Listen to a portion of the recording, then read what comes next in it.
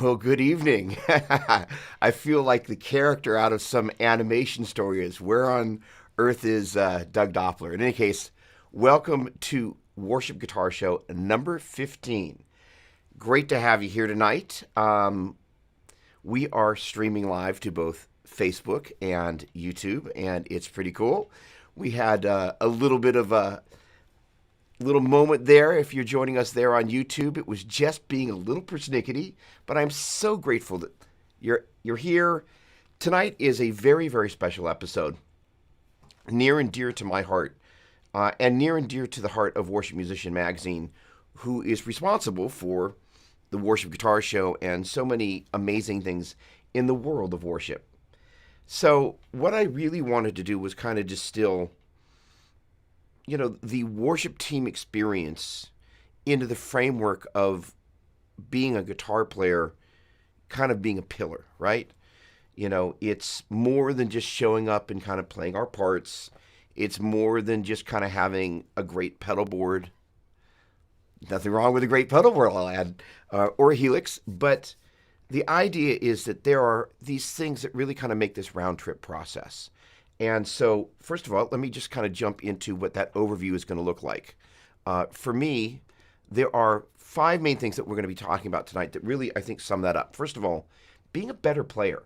The interesting thing is for those of you that kind of saw the video that I put together this afternoon, worship teams aren't always great at equipping musicians. And, that especially comes true for guitar players, somehow you're expected to know what you're expected to know, and you're expected to somehow show up knowing that.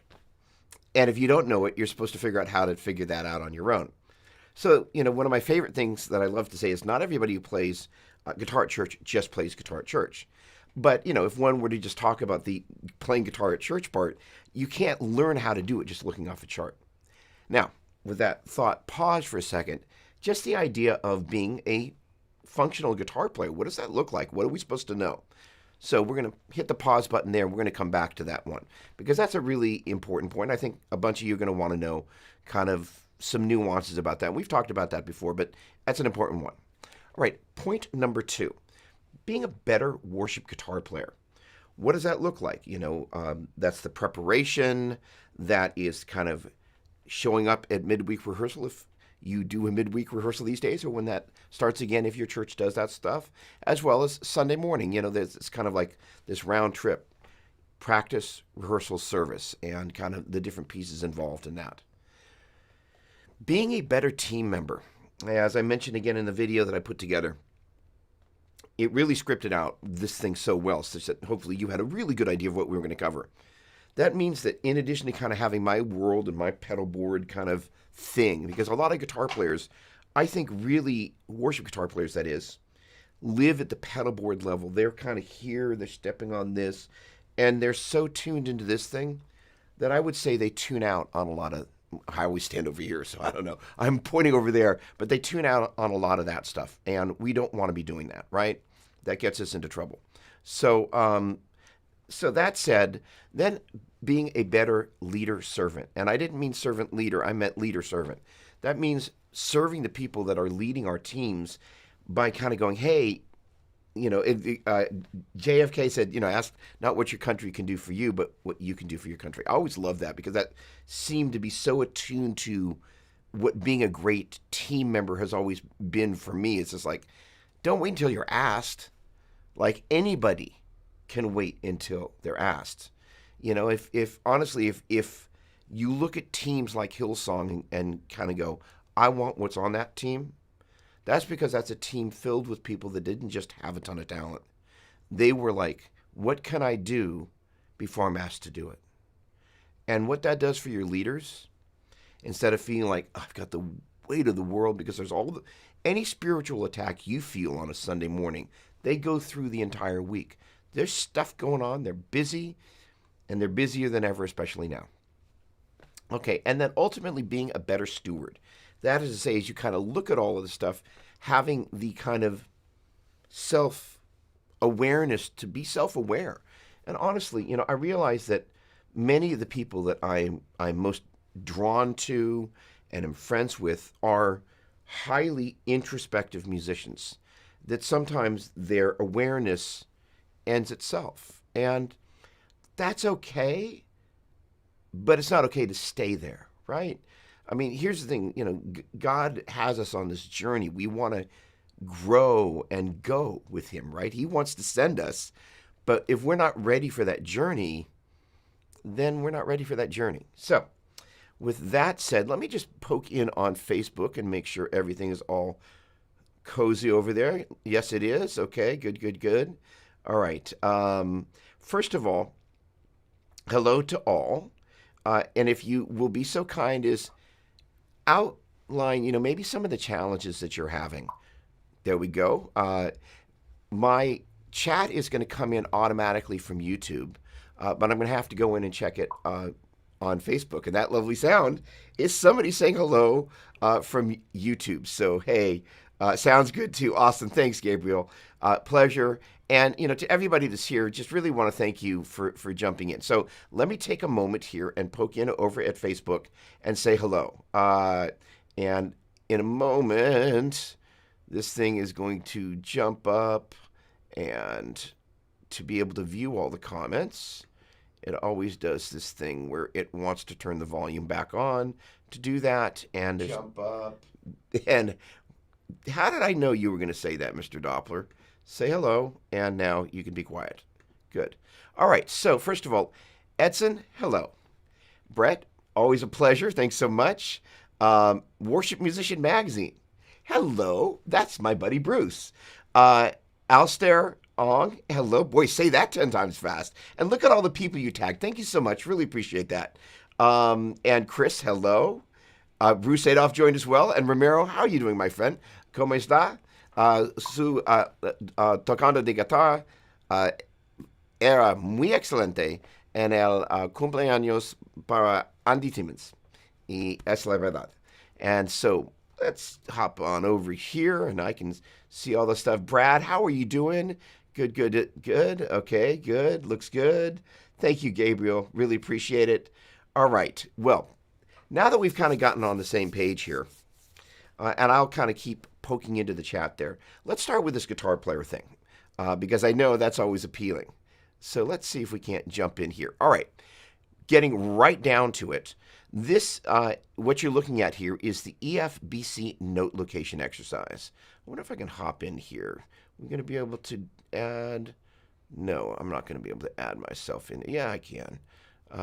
No, for right now, let's just look at that.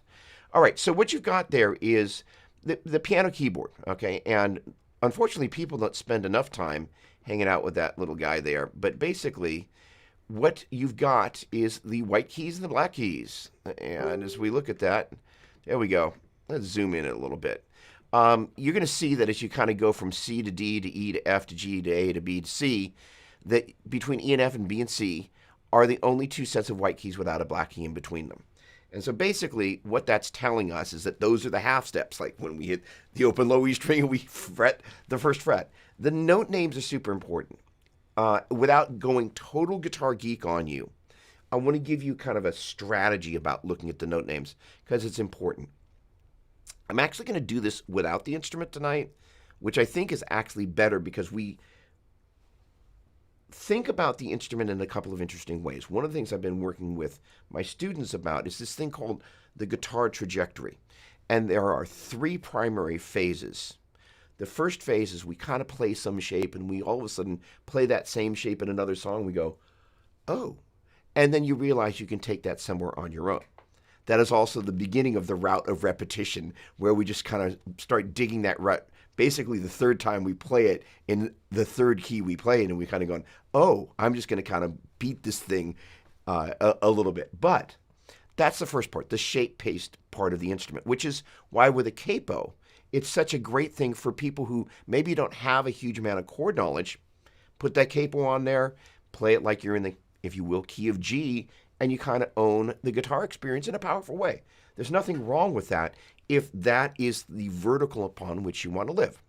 The next thing that starts to happen is that we kind of begin to get into the note names. Oh, there's an A chord. Oh, the lowest note in that chord is supposed to be the fifth string. Oh, that's the A string. Okay, so we have this very rudimentary understanding of note names. Nothing super deep. That is to say, most of the time we're not aware of, hey, as we climb up and down the B string for the key of B major, it's going to be B, C sharp, D sharp, E, F sharp, G sharp, A sharp, and B. For your average guitar player, they're like, that's so cool. For the average keyboardist, it's like, that's so lame. Our knowledge, and this is the thing is that it's totally okay to be guitar players. Like some of my favorite people are guitar players, and some of my favorite people are keyboardists.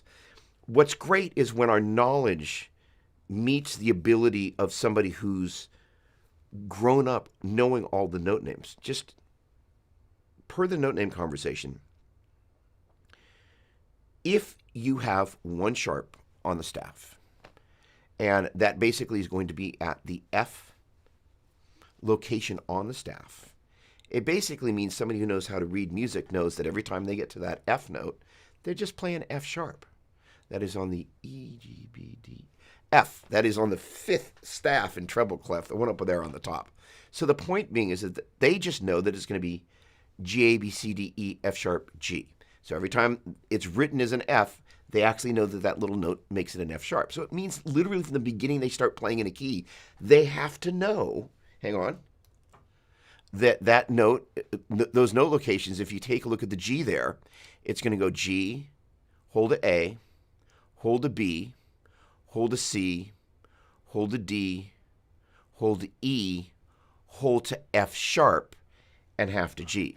They just kind of understand that. Now, going back to the next of the three things that we learn is we learn about these scale degree numbers. That is to say, from the G to the A was from the 1 to the 2. A to the B was from the 2 to the 3. So basically, we begin to look at this stuff kind of going, the half steps occur between the 3 and the 4 and the 7 and the 1. Those relationships numerically, as in 1, hold to 2, hold to 3, half to 4, hold to 5, hold to 6, hold to 7, half to 1, are relative. But when we start talking about G, hold to A, hold to B, half to C, hold to D, hold to E, hold to F sharp, half to G, that's absolute. So kind of the initial level, we start with shapes. We have a little bit of awareness of the note names, and then we get to the numbers. Most of the students who work with me, it actually kind of, once we kind of get on past the, like, here are the 5 patterns of the pentatonic, here are the shapes of the modes, we go to the numbers, because being able to compare the major scale to the Dorian mode and have an understanding of the relative differences allows us to kind of have a slide rule that we can move around. But when I say A, B, C sharp, D, E, F sharp, G sharp, A, that is very absolutely describing the relationship of the 1, 2, 3, 4, 5, 6, 7 of the major scale, but played at A. And so the idea of having that flexibility between the numbers and the note names is really important. Now, I realize I just kind of went deep, but bear with me for a second. So for this A, B, C sharp, D, E, F sharp, G sharp, A business, if we were to take the A, C sharp, and E, that would be the 1, 3, 5 of that A major scale. And that is where your chords come from. So the point being is it's not just that it's the 1, 3, and the 5 of the A major scale. It's A, C sharp, and E, which means if you were to play an A major bar chord on the 6th string there, the notes of that would be A, C sharp, E, and A. Because eventually we learn the numbers, that is to say your basic major bar chord form played on the 6th string is quote-unquote voiced 1, 5, 1, 3, 5, 1. And in the key of A, that relative, you could move that bar chord around, and the numeric relationship between the different things in there and the root is going to stay the same. But when you move it up to A, that definitively becomes A, E, A, C sharp, E, and A. Relative, absolute. All right, so this is why the note names are so important, because if you're playing that chord and you can hear there's a note you're wanting to go to, if you know what the notes are in that chord and you know what the notes are in the key, you have a snowball's chance in wherever of being able to kind of go, I think it's going to be that D right next to the C sharp there on the third string. And that would be A sus4, by the way. So this relationship between the numbers and the note names and the numbers is important. Okay. Now, I'm going to gently hit the pause button there while nothing came in from YouTube on that. So let me poke over to Facebook here and see if anybody has got any comments about that. Bradford Mitchell, how are you, my friend? My amazing patch-making, guitar-playing, demoing buddy. How are you, man? Great to see you. How's that for an enthusiastic hello? And I don't know why I've started doing the salute, but it's just kind of started happening. I don't know. Okay, let me just poke back through here. Sean, great to see you. How are you? With great pleasure on the pink guitar. We got a bro factor going on. There you go. Hello, Forrest. Great to see somebody here from Buffalo. There we go. There we go. Awesome, Romero. Great job, seriously. My Spanish is not excellent, but you're kinder than my mi español es bueno. So in any case, Jim, always a pleasure. Hope the head's coming along there well. What's funny is I didn't totally call Jim out on social media, and hopefully I've got the right Jim, but I think he somehow was doing yard work in the church lawn area and hit his head to this photo of him, and it's like fighting the good fight. I love that. All right. Good gracious, this audio. The video quality is ridiculous. Oh, dude, from you? That's awesome. All right. Oh, great. Thank you. Awesome. Woohoo. That warms the cockles of my heart, my friend. Isn't that an awkward thing to say? Okay. And awesome. And thank you very much. I believe that is Bruce, because it can only be Bruce, gently saying hello to people in the chat, which is always greatly appreciated. Okay. So here is the dealio. That understanding of the note names and the scale degree numbers for some people is like, hey, that's cool, but I just want to be able to show up and play. And that's totally okay. That said, while we're still on the guitar player side of things, and while I'm pulling up my next little slide here, the next thing that we really do want to know, oh, my. Oh, yes, we do not want to miss this. Okay, so there is this thing called subdivisions, hey, in 4/4 time. And when I put this PDF together, it was not for worship musicians, but I was playing at church at the time. But basically, so if it were church, wouldn't have had 3/4, would have had 6/8, but 6/8 freaks people out. So basically an understanding of like, hey, what's the difference between whole notes, half notes, quarter notes, eighth notes, and sixteenths, and what do they actually look like if you actually encounter them on a staff? That could be pretty scary. But the idea of basically guitar players are great at kind of hitting the note most of the time. They're not so great with durations. Like if you played a wind instrument, you'd really get duration. So we're going to have a little fun here. I love teaching rhythm. So what we're going to do is we're going to basically, if you can humor me, which I would really appreciate it, we're going to call out subdivision. So we're going to start out, we're not going to do whole notes because that's kind of crazy. We're going to start with quarters. So basically we're going to go 2, 3, 4. 1, 2, 3, 4. One more time. 1, 2, 3, 4. Now, awesome. Now what we're going to do is we're going to count measures. 1, 2, 3, 4. 2, 2, 3, 4. 3, 2, 3, 4. 4, 2, 3, 4. Here we go. 1, 2, 3, 4. 1, 2, 3, 4. 2, 2, 3, 4. 3, 2, 3, 4. 4, 2, 3, 4. So let's say there was some modulation that happened on the 3 of measure 3.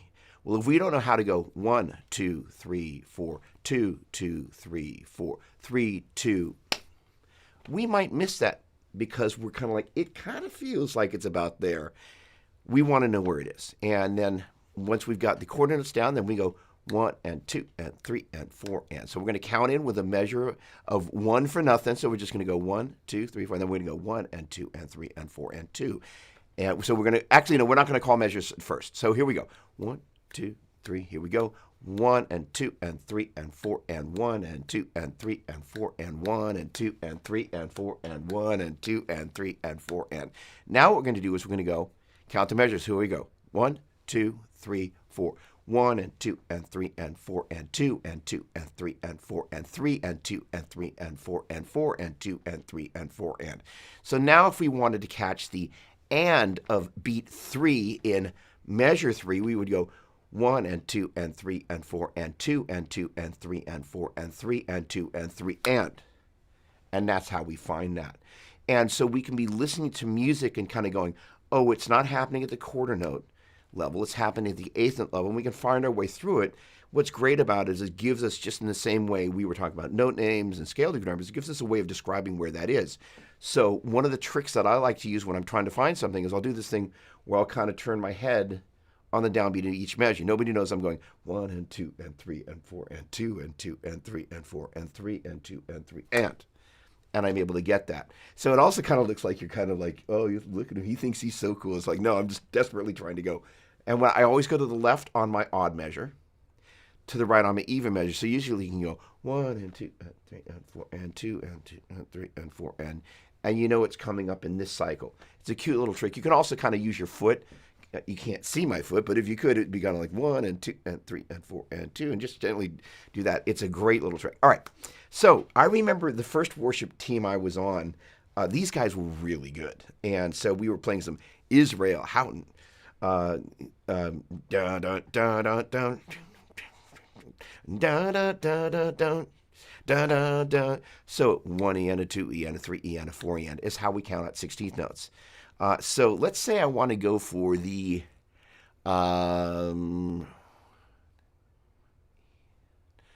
second 16th note of 3. 1 E and a 2 E and a 3 E. So if we can't count out the 16th note,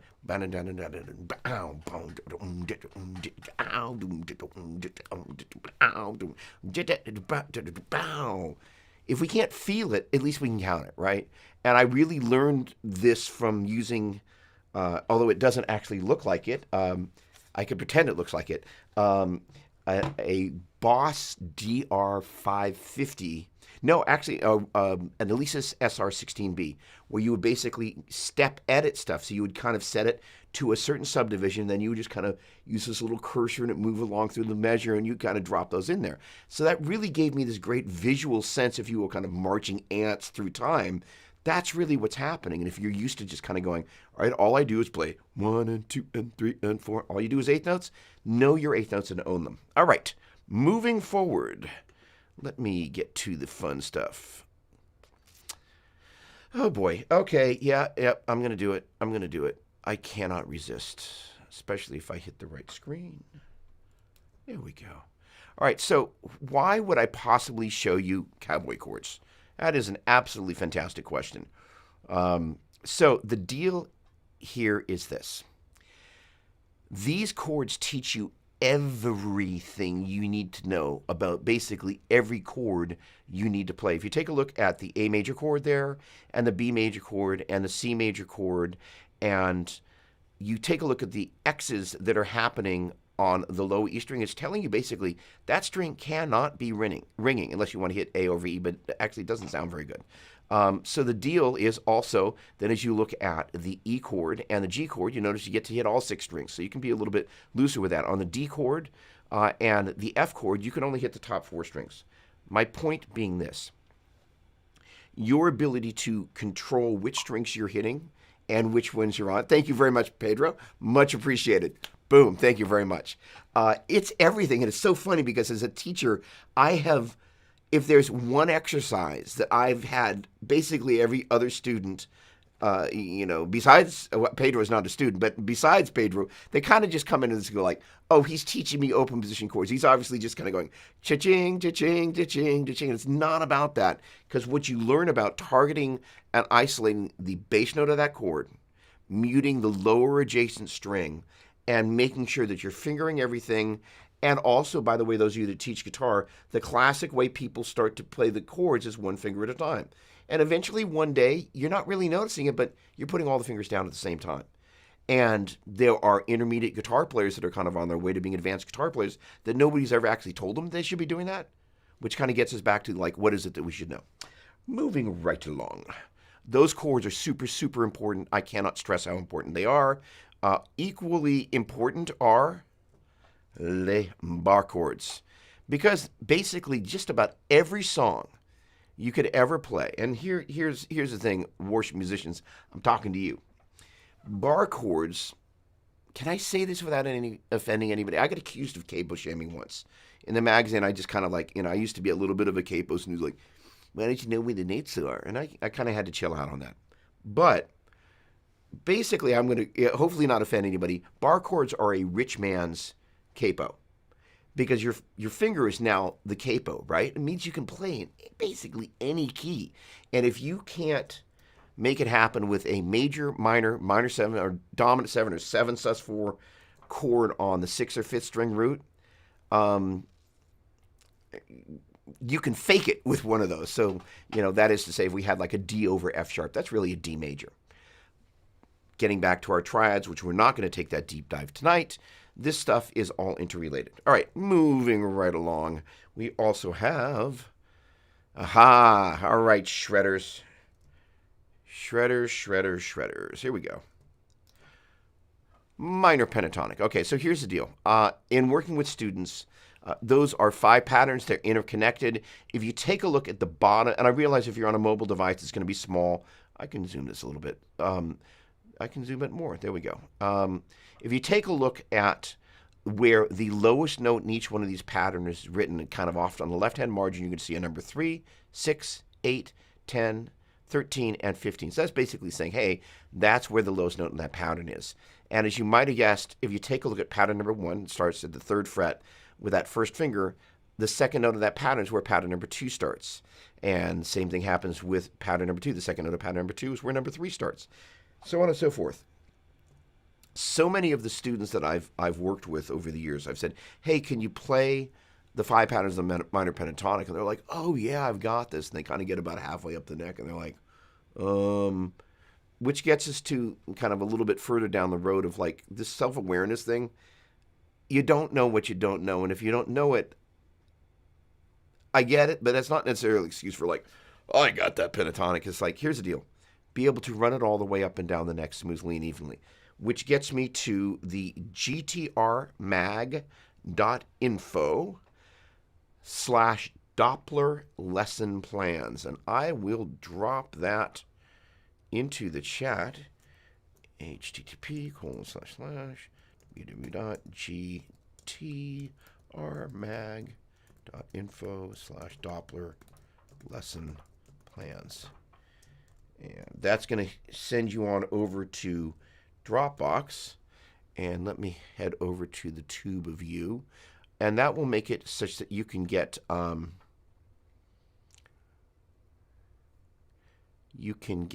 we go. Come on. Where are you, YouTube? There we go.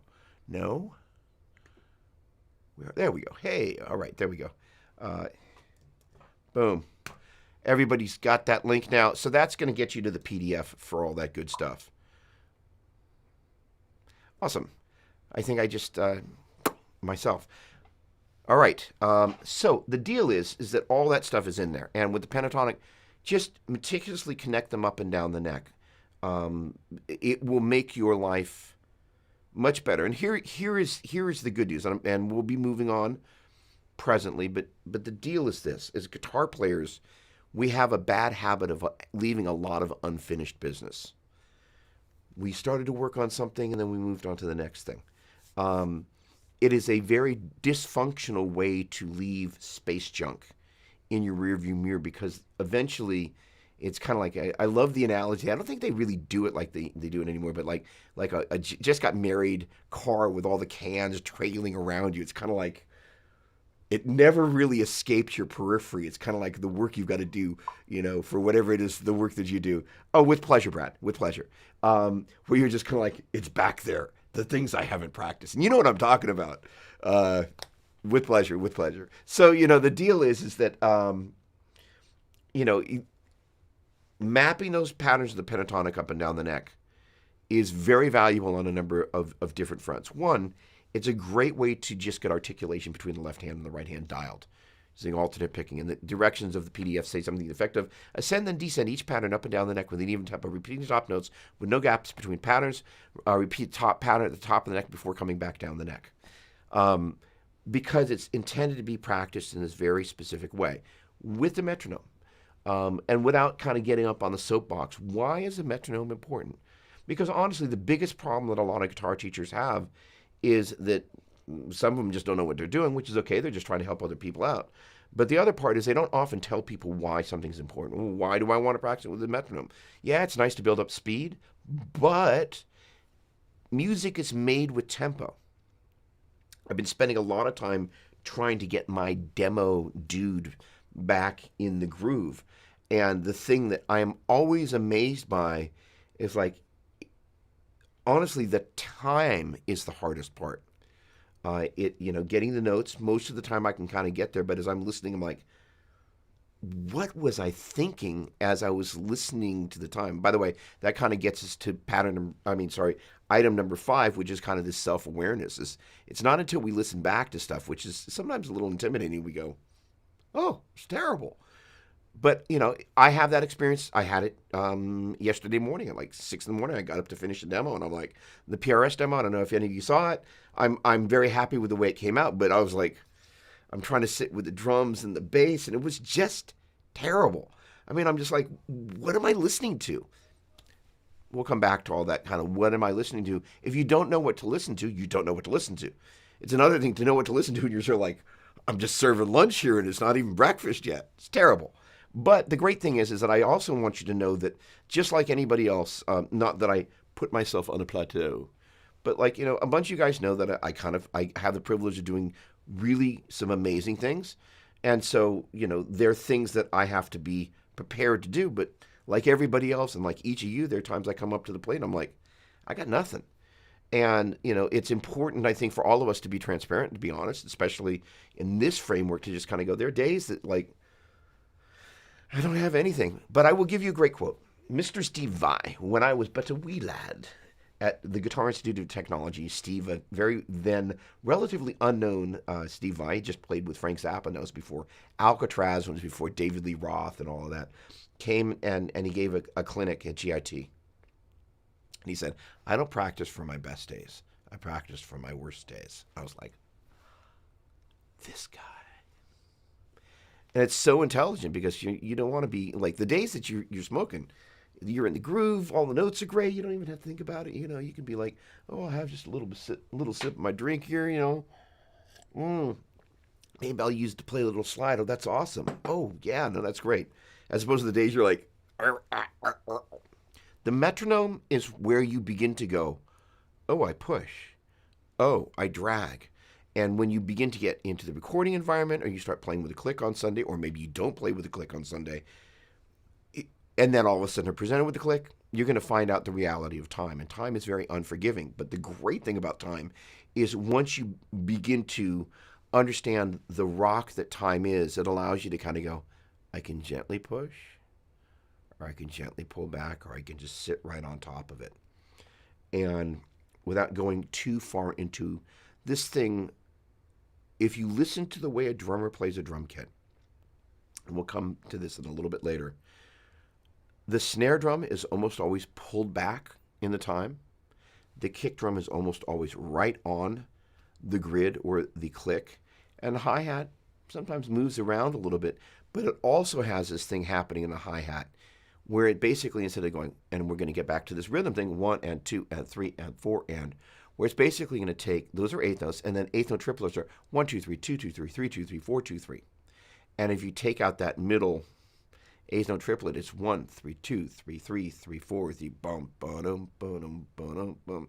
And if you take 1 and 2 and 3 and 4 and da da da da da da da, and start dragging that second eighth note of your eighth notes towards the third eighth note triplet of your eighth note triplets, that's where you get a little tiny bit of swing in there to loosen things up a little bit. And so that dragged eighth note, instead of going 1 and 2 and 3 and 4, it's 1 and 2 and 3 and 4 and, where it's just a little lazy there, and it starts to feel really good. That's why players like Corey Wong, just Hiram Bullock, Nile Rodgers, renowned rhythm players because they get that, and they also understand what's happening at a time level with the drummers. All right, let me see if I can speed up here a little bit. These pentatonics are important. The related modal relay. The modes are important because they are kind of what makes all this stuff kind of happen. And they are major, Dorian, Phrygian, Lydian, mixed Lydian, minor, Locrian, major. I call it minor. Why do I call it minor? Have you ever played an Aeolian chord? I didn't think so. That's why I don't call it Aeolian. And have you ever played an Ionian chord? No. That's why I call it major. Major is major, minor is minor. And the other reason is because Joe Satriani said it made more sense. I'm down with Joe. I can do that. Moving right along, those are the second finger root modes, and those are the 3-note per string modes, right? Oops, no, what have I done? There we go. Those are the 3-note per string modes once I actually get them into frame. There we go. And those are coolio. And let me keep scrolling here, and then we're going to move on to the next bit of this. Oh, wow, look at how cool. That's the triad chord relay. So earlier on, I was talking about that A, C sharp, and E business. These chords are basically what I call the spine of music. And this order of, and I don't think my mouse, oh, there we go, we're illuminated. I wonder if I can get just these, nope, I can't.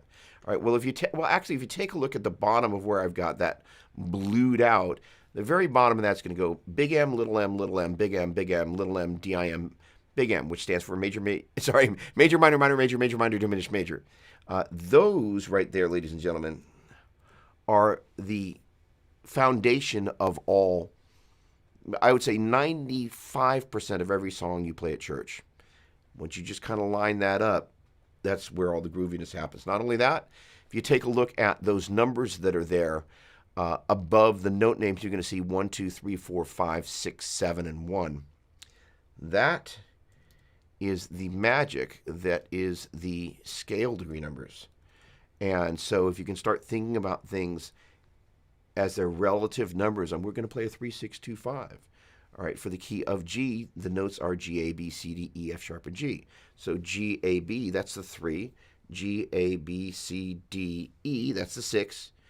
G, A, that's the 2. G, A, B, C, D, that's the 5.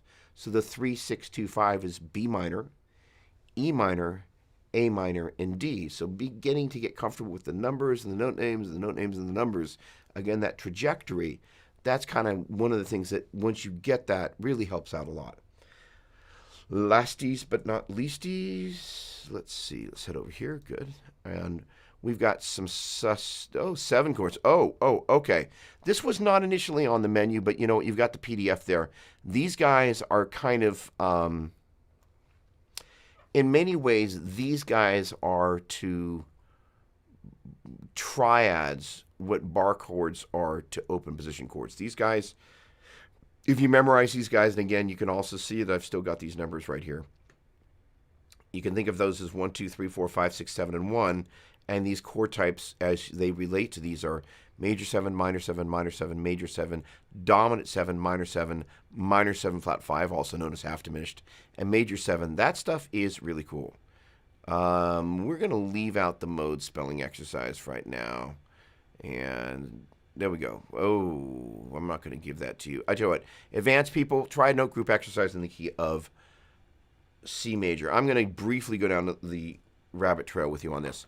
Basically, if you were to take the C major scale and start off of each of its 7 tones, C, D, E, F, G, A, B, C, and take, starting off the C and take its first, third, and fifth notes, and starting off the D, that is to say the Dorian mode, its first, third, and fifth, you would end up with C, E, G, D, F, A, E, G, B, F, A, C, G, B, D, A, C, E, B, D, F, C, E, G. And that is what you've got right in that exercise, and that's for C major. And then if you decide to take that and move that over to G major, basically what you're going to do is you're going to end up bringing in, every time you get to an F note, like we were talking about, it becomes an F sharp. So it's G, B, D, A, C, E, B, D, F sharp, C, E, G, D, F sharp, A, E, G, B, F sharp, A, C. So basically those triad note groups are the same. So it's always the 1, 3, 5, and basically if you think about C, D, E, F, G, C, E, G is the 1, 3, 5 of that first gathering of notes at C. Then if you went D, E, F, G, A, D, F, A is the 1, 3, 5 of basically the D Dorian mode, so on and so forth. So then what you do is you basically, sorry, let me not point that out. You got C, E, G, D, F, A, E, G, B, F, A, C, G, B, D, A, C, E, B, D, F, C, E, G. Move to the key of G, and every time you get to an F note, it just becomes an F sharp. G, B, D, A, C, E, B, D, F sharp, C, E, G, D, F sharp A, E, G, B, F sharp A, C, G, B, D. And that's what that little dealio is right there. All right. Last but not least, and I'm not going to go into much more detail about that business, is the sus chords. There we go. Sus 2s and sus 4s. That's where, when I'm really looking to add some flavor to a chord progression and just like major and minor isn't going to cut it, that's where those come from. All right. So let me take a little dive over into the YouTube world and see who's hanging out in there. Okay, cool. Thank you so much for hanging out. Really appreciate it. And then let me take a little gander over here in the Book of Face. Wayne Ewan, what's going on, my man? All right. Steve McFarland, how are you, man? There we go. There we go. Good, good, good, good. Yes. Okay. Good, good, good, good. Jim, what's okay? Good. Scott, good. Replying to each other. I love this. Excellent. Curtis Smith, how are you, my man? Good to see you coming in from Canada. How do you play a Dorian chord then? I've never heard anyone say there is a Dorian, and I don't understand that statement. I have never heard anyone say this is a Dorian chord. I don't understand that statement. That's a great... Okay, so you've endeavored... Just when I thought I was out, they pull me back in. Okay. Bait taken. I'm all in. Okay, hang on a second. Let me get back over to the PDF ski, and we're going to go here. All right, give me a moment. All right, so on this little business here, I'm going to back up a step to the mode spelling exercise. And one could argue that I probably could have these bookmarked somehow. All right. So the deal is, this right here is basically the formulas for each of the modes. If you were to play the major scale at G, and then you were to play the Dorian mode at the same root, and the Phrygian mode at the same root. And by the way, the concept of the modes is just stupidly easy. Major scale has how many notes?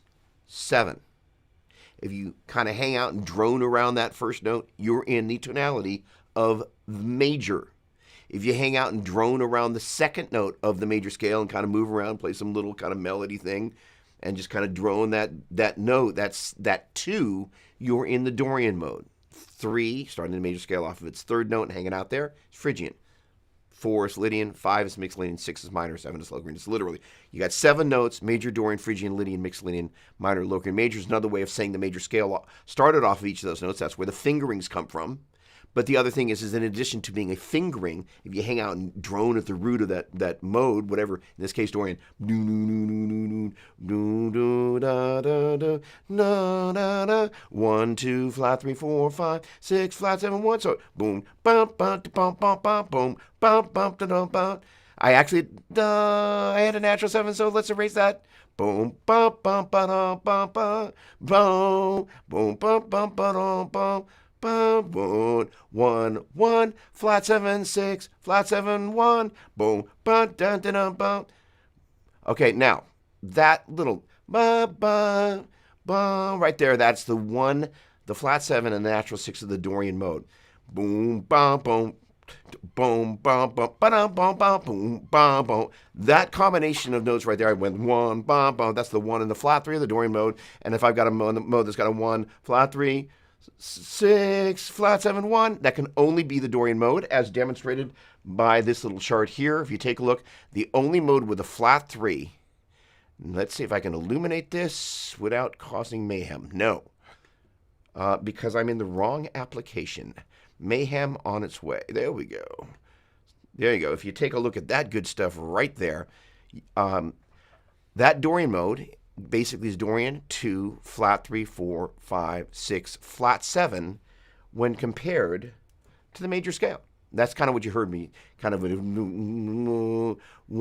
2, 1, 2, flat 3, 4, 5, 6, flat 7, 1, 1 down, no, da, da, boom, ba, da, da, da, da, boom, down, boom, da, da, da. So I'm basically singing a combination of notes that, if you take a look at all that good stuff, the combination of a flat 3, natural 6, and a flat 7. None of the other Modalskis got a flat 3, natural 6, and a flat 7. So I have defined without doubt, unless I'm changing modes, but we're not going to go there right now, the Dorian mode.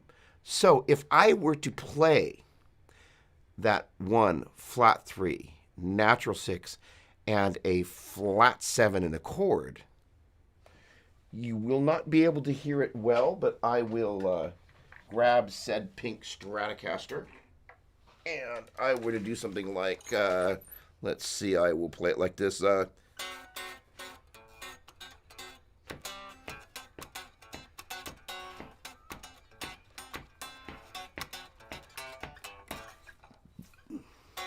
And it literally, I don't have to hit the flat 7. If I go 1, natural 6, and flat 3, that's all you need.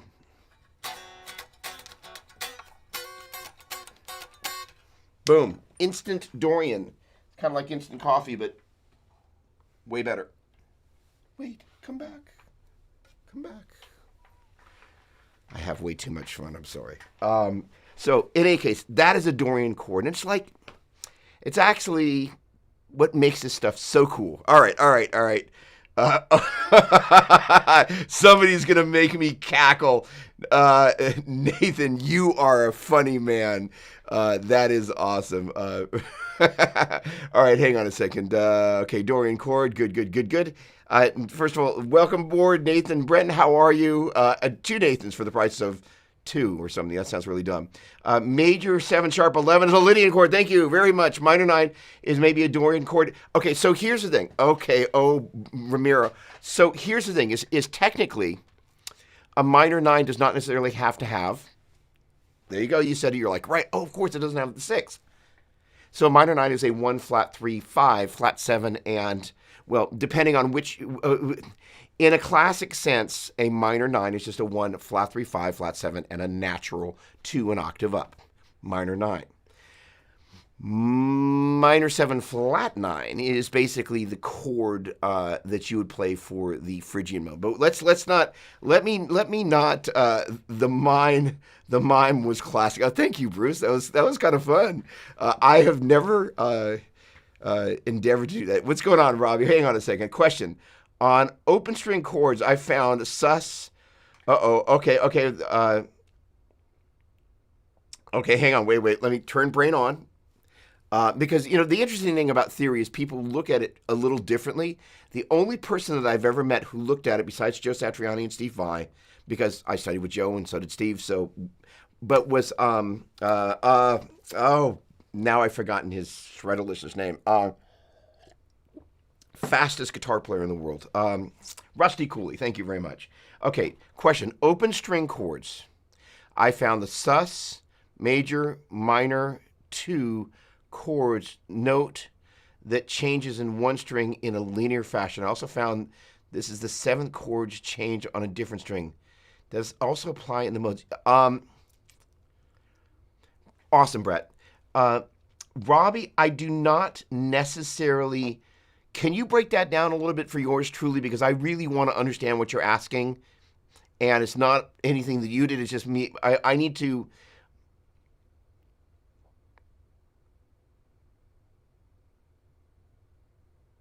Oh.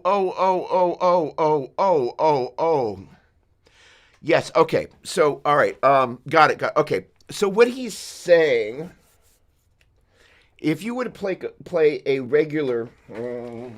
all right, I should have known better. Gosh darn it. It's one of those things. The mime is not coming back in, so let's just... All right, if I were to play a major chord, like a regular old D major chord. Out of the pinky, that would be a D sus4. Go back to the D major chord. That's, sorry. Let me back up one step such that everybody is all on the same page. Like, so this little D major chord, open D string, we're playing the A at the 2nd fret on the G string, the D at the 3rd fret on the 2nd fret. I realize you know this, but I need to call them out just for the sake of conversation, and the F sharp at the 2nd fret on the high E string. So collectively, that is going to be D, F sharp, A. And basically, if you were to take a look at that, it's just really the 1, 3, 5 of D major or any one of the relative major type modes. Okay, so what he's talking about. So if we take that D major, and this guy right here is the 3, and if we take that D major chord and that F sharp, and instead of playing F sharp, we play G, we end up with a D sus4. If we go back to the F sharp, that's a D major. If we lift up that 2nd finger, that's a D sus2. So the idea is,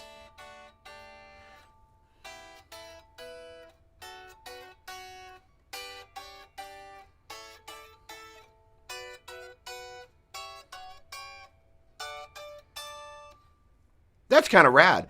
I do stuff like that, but I didn't do it on those strings. I usually just basically go sus2, major, sus4, sus2, minor, sus4, sus flat 2, minor, sus4, sus2, major, sus sharp 4, sus2, major 4, minor, sus2, minor, sus4, diminished sus flat 2, diminished sus 4, and then we're back to the octave there.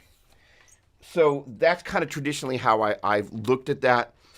I generally, and this, it's 6:54 and I haven't gotten to any of the other points. Oh man, what a rabbit trail. But I can see that basically we haven't lost anybody yet. So thank you. I generally like to keep that type of a movement when I'm doing a lot of chord movement on the middle strings. Now, why? Because it's just below the vocals. What I like to do is I like to basically be a piano accompanist for vocalists. Most of the time in your average worship team, the person playing keys is a converted piano player that one day they said, I'll play synth. They're like, what have I gotten myself into? Main stage? Oh, you want me to control Ableton too? Awesome. So the point being is that they are just kind of trying to make things happen. So, but some of them, not all, many of them just come from a piano background. They just play piano. Others actually were an accompanist. And if you ever take a look at the way a choir works, they gather around, quite often the choir teacher, because the choir teacher almost always plays piano, they gather around, they're in a circle. That way, you got your altos, the middle things, and then the sopranos, and you're in sections, and so you blend, and you hear the person next to you. And traditionally, the way they'll set up a choir is the people who have the best ears they'll put right on the edges of the, if you will, the seams. So the point being is that then you're able to hear the person next to you. If you're next to hearing somebody that's singing the other part, you and that person are blending together. And those are two really, really, really, really, really important people to have next to each other, because they can hear each other and they sing together. And those people carry the people that are around them, kind of in the same way that if I'm able to sing harmony next to somebody next to me, they're singing a different part, tenor, alto, and soprano.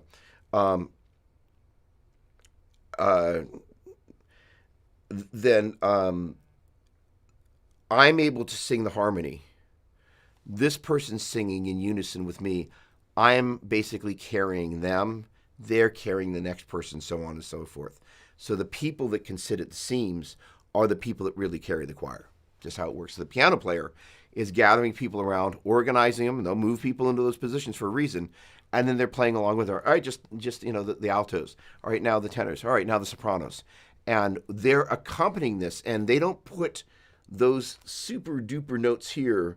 They're not doing eruption where kind of, the upper note is doing too much. What's happening is, if you ever look at a keyboardist, most of the movement's happening here in the left hand, sorry, the right hand. I'm looking at this thing backwards, moron.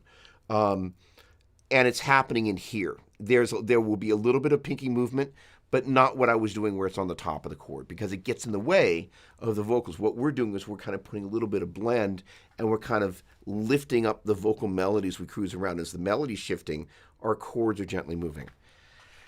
All right. Oh, boy. Theory is very hard, and every teacher I've tried to learn it from has made it seem impossible. Brett, can you count to 7? And I'm actually not being a jerk. It's literally, there's 7 notes in the major scale. If you were to start off that first one and just take the first, third, and fifth tones and play them together, that's a major chord.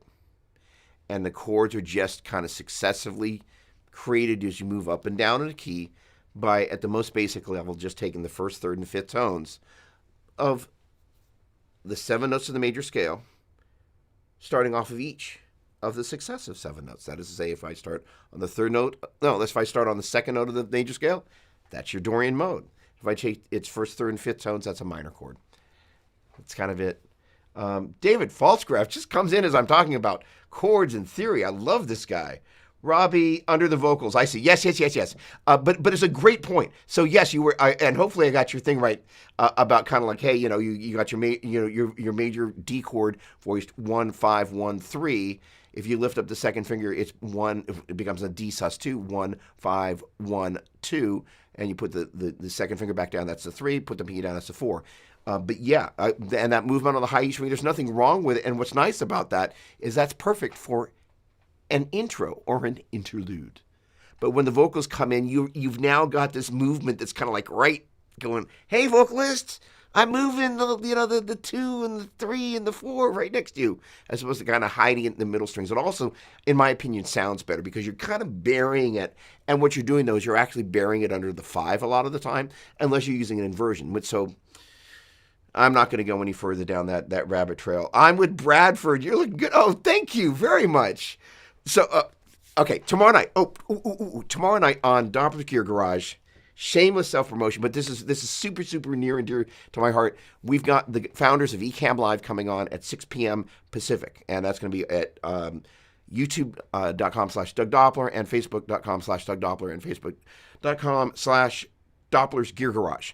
And so these guys are awesome. So you are looking at the Bat Cam. Now, what in all goodness is a Bat Cam? That is a wonderful question. I just got to tell you about the Bat Cam because I must admit, I was an only child. And so basically I had no choice but to humor myself. So humor myself, I did a great deal. So the Bat Cam, I am out of my mind. Okay, let's see. That's in Finder. So what happens if I go to Finder?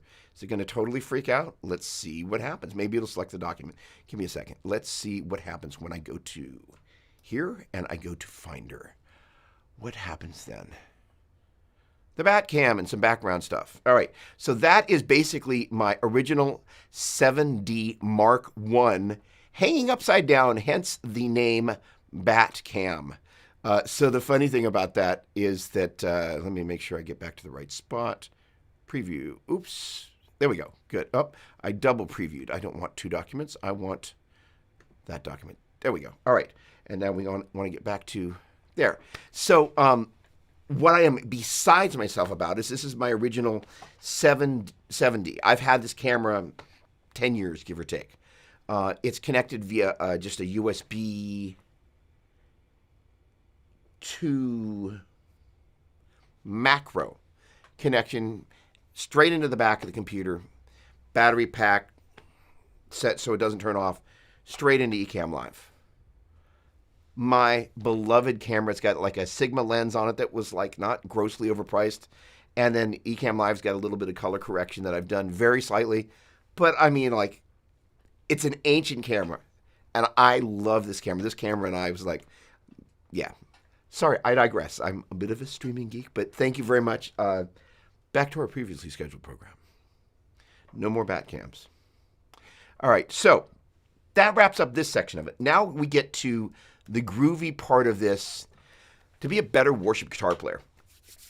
David Falsgraf could tell you all about that because he's the guy that I was just talking about, that he actually knows the notes and the chords. He actually, knows what he's doing. By the way, David is the founder of Sunday Sounds, an amazing musician, has been, first of all, writes for Worship Musician Magazine, is the founder of Sunday Sounds and Sunday Keys, and I think they also have some guitar templates for Mainstage, and he is just awesome. And he's got a new thing, a new release. David, can you put the name or link of the new release? I am inviting you to shamelessly self-promote it in the links there. And if I just totally blew your new release, oh boy. Well, it's promotion. So there you go. So what do they say? No press is bad press, right? Or something like that. In any case, moving right along. So the idea is a better worship guitar player basically means, for me, my take, maybe not yours, but if I were to say, okay, you're on my team, this is what it looks like. As soon as the songs are available for a given week, put them into a playlist of some sort and just live with them. As you're, surfing the web, as you're doing whatever, as you're, walking around the track, as you're Bradford, as you're bench pressing 500 pounds, whatever it is that you're doing, you're living with those songs, because there are a couple of different levels that we listen at. One is that basically it's passive listening. So we're just kind of like boom, boom, boom. But what's great about passive listening is if you listen to stuff enough times, that whole thing I was talking about, 1 E and a 2 E and a 3 E and a 4 E and a 2 E and a 3 E and a 2 E and a 2 E and a 2 E and a 3 E and a 4 E and a 3 E and a 2 E and a 3. That was the third beat of beat 3 of measure 3. And you kind of begin to kind of know where it is. So this is the deal, is how do you begin to learn how to count and to feel and to feel and to count? You just kind of get that stuff in underneath your skin. And that just comes from just kind of playing it without kind of like, it's Saturday night, I don't know those songs. That's not what I'm talking about. And that happens, but not in my world. And I'm not saying that to be a jerk. I will have prepared on Wednesday afternoon, such that as when I walk into a Wednesday evening rehearsal, it's not that I have to be the most prepared person in the room, but I want to be one of the most prepared people in the room. That means that I have to know the songs, I have to know the arrangements, I have to know the parts. And then I'm the lunatic that will get up at 4 or 5 Sunday morning, quite often after having been up till midnight on Saturday night. I go to a small church, we just do Sunday morning, and then I'll go over those songs again, 2 or 3 times. That is to say 2 or 3 times in set list order. I'm also, a big fan of PCO, Planning Center Online. So kind of having them in a little PCO player is great. Although quite often, and by the way, don't do the pitched practice. If it's been pitched for the proper key, which is great, see if you can't assemble the song somehow in the original keys and create 2 little mini set lists in PCO.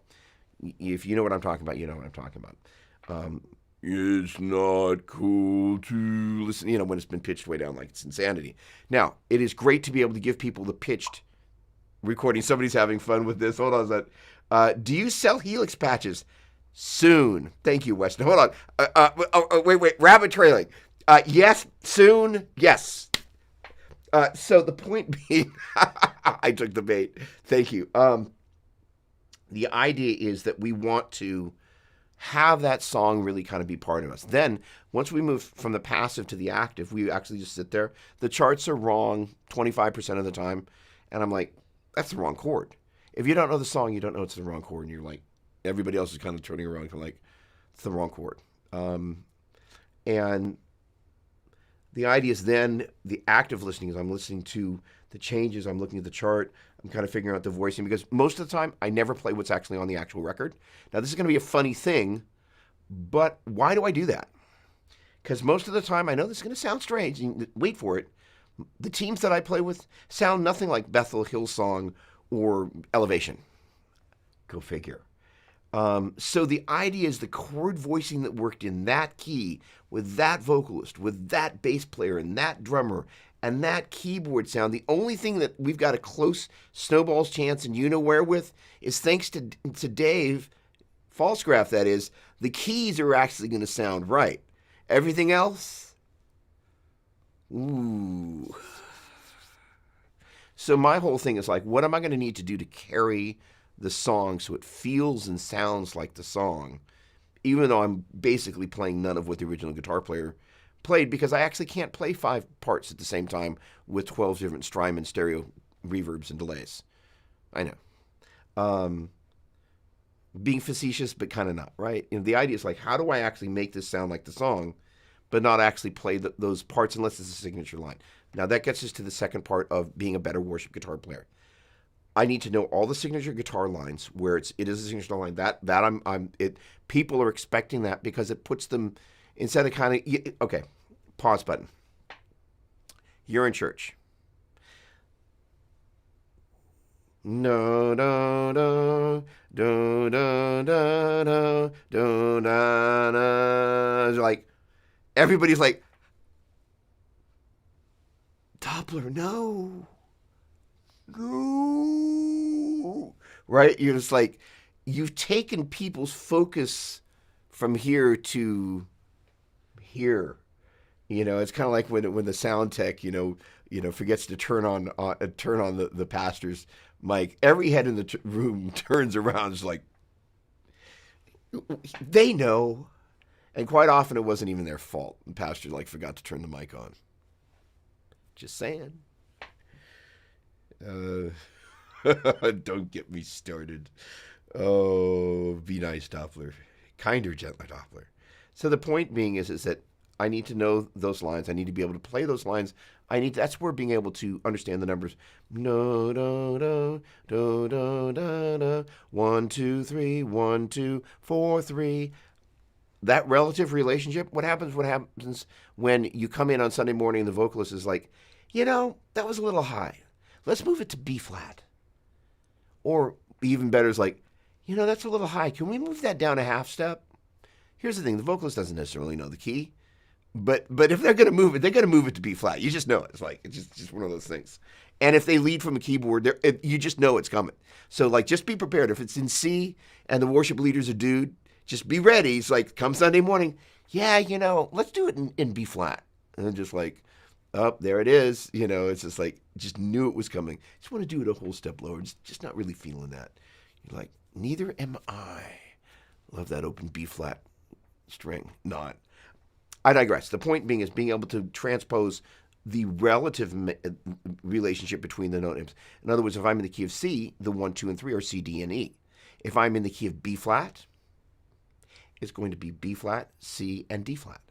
So the point being is no, B flat, C, and D. I've lost my mind.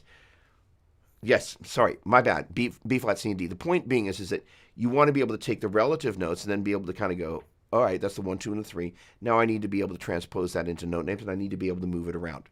Point being is that we all make mistakes, and the note names are like B flat's kind of a squirrely key, as I just demonstrated. At least I didn't hit the open B string this time. Give me time. All right. So the point being is that those little melodic lines are important. People, they are the piece that allows our worship teams to sound nothing like the original worship team, to actually take things that the original worship team did and interpret them for how we do the arrangement. That's really important. It's important to know those. The other thing that's really important little piece of advice here. As we move from guy key to girl keys or girl keys to guy keys, sometimes we have to play that melody part further up the neck where it gets a little thin. So what I suggest doing is bringing up an octaver. And so you've got an octave down below, and it just makes it so you can still play that part and dig in a little bit in a way that you couldn't if you didn't have that octave down. And that's a great way to be able to kind of go, okay, I'm up here because I can't play it down here. I can't play that register just doesn't work. You've got to take it up the octave. And when you do, it just gets really shrill, quite often with kind of what you got going with the rest of the tone. In any case, being a better worship guitar player, the chords, the changes, those other parts. It's an important thing. All right, that gets us to item number 3, an hour and 11 minutes in. Awesome. Being a better team member.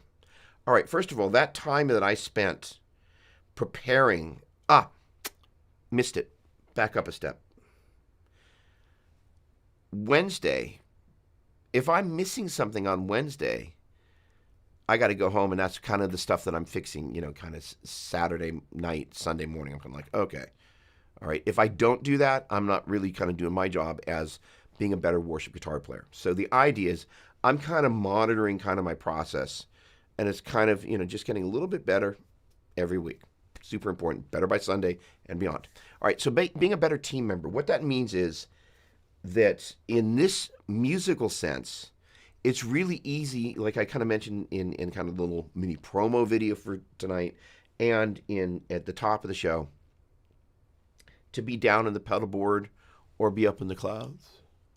I've been really, if Brenton's still on the stream feed chat thing, I've been really working with my students on not looking at the guitar. Now, in addition to this trajectory, having basically three main legs: the shapes, the numbers, and the note names, as you kind of begin to develop, as you kind of go from beginning to wherever it is that we end up, before we end up wherever it is that we will end up. Well, not wherever, therever. You know what I meant.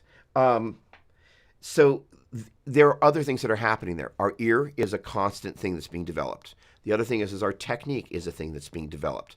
And inside that, there's another tactile thing. And that's kind of when I briefly talked about the alphabet of chords and why those are so important, one of the things that's important is when I'm playing that F major chord, I'm first of all learning to turn my first finger on the side so I can bar across the top two strings, and the tip of my third finger